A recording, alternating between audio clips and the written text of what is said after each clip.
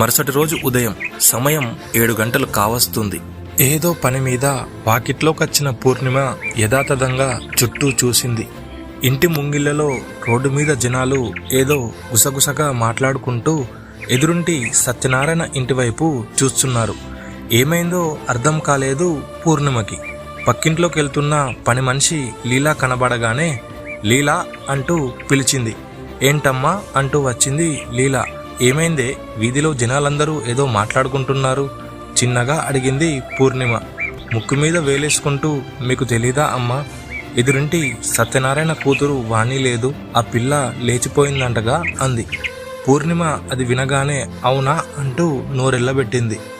ఎవరినో కులం కాని పిల్లగాన్ని ప్రేమించిందట. ఇంట్లో చెప్తే తల్లిదండ్రులు ఒప్పుకోలేదట.